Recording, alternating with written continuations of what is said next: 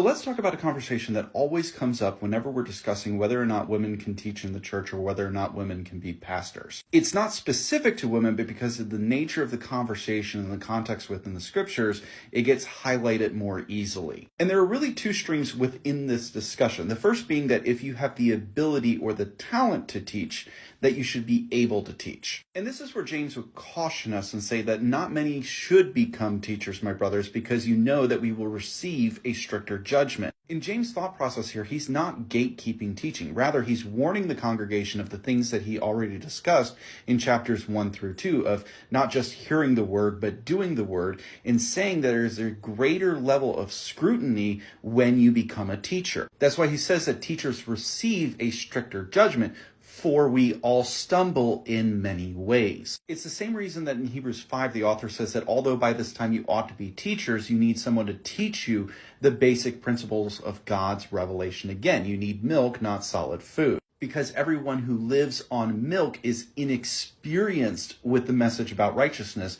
because he is an infant. But solid food is for the mature, for those whose senses have been trained to distinguish between good and evil. This is why Paul warns Timothy in 1 Timothy 3:5 when he says that he, the person desiring to be an overseer, must not be a new convert, or he might become conceited and incur the same condemnation as the devil. Over and over again, you'll see within the scriptures that the qualifications for being a teacher, a pastor, an elder, or some overseer within the church is not ability, but rather fruit or character. And that is something that takes time to cultivate and time to reveal. The reason why I say all of this is because inherent in your question is this desire to pastor, to lead, to teach. And to echo Paul, you desire a good thing, but your focus can't be that thing, but rather Christ. Otherwise, everything that you do in your faith is towards achieving that goal rather than growing in godly submission and righteousness. And as Paul warns, that's the fast track to becoming conceited and puffed up and incurring the same condemnation as the devil. Now, the second stream within this discussion is this idea that in order for me to be useful in the kingdom,